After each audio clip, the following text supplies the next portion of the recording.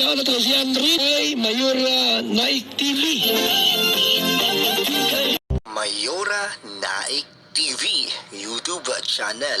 Suportahan natin. Kalingap ang laging hanap-hanap, tumutulong sa kapwa at taong mahihirap.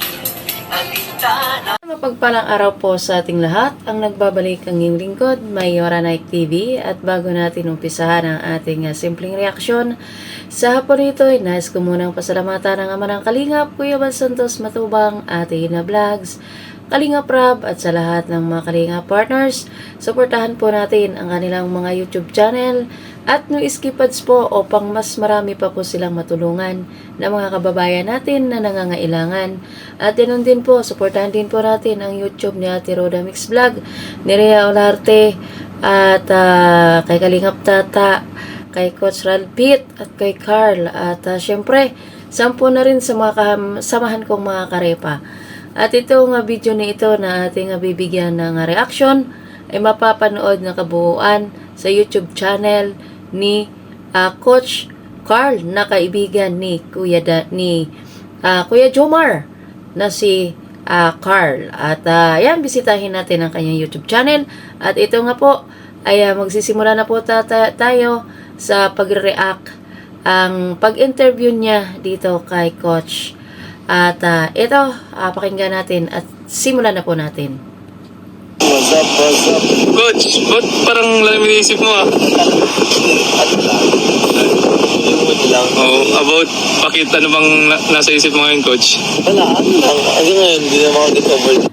Ayun nga, ay yung dalawang yan ay namasyal sila at natatapos lang nilang mag-gym at namasyal sila kumain at yan, namasyal sila sa Bagasbas at naispatan ito ni Carl na si Coach ay medyo malayo ang kanyang tingin at malayo ang kanyang iniisip sapagkat yan ay nilapitan ni Coach Carl at tinanong kung bakit. At iyon na nga ang sagot ni Coach. Pakinggan natin ulit. Sa nangyari kahapon.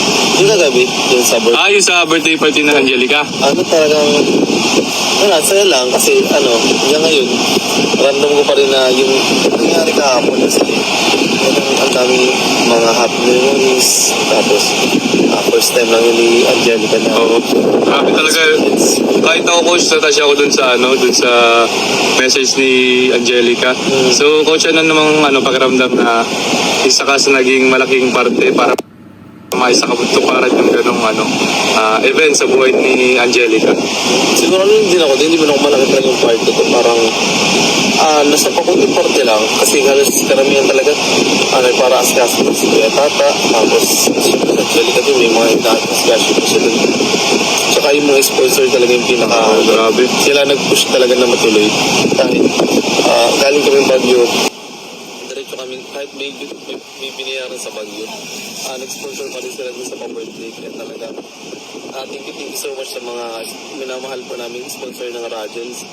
Sana po, wala po kayong samang sumuporta. Yes. Sana din po i-bless up.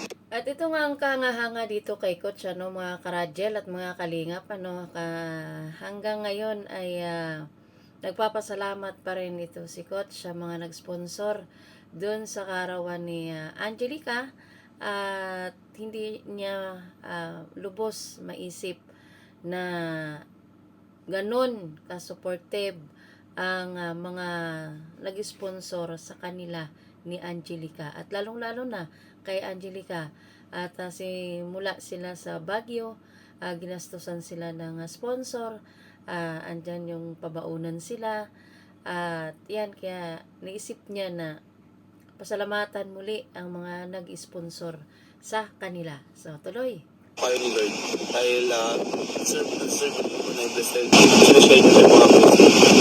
So ngayon, Coach, gusto ko lang marinig yung kahit hindi na birthday ng Angelica, anong wish mo para sa kanya ulit? Lagi ko naman sinabi kahit sa kanya kahit sa message. Wish ko lang na maging masaya and enjoy niyo yung buhay. Talagang kahit hanggang pagtanda niya, may time talaga na hindi ka mag-i-enjoy, may time talaga na malulungkot ka.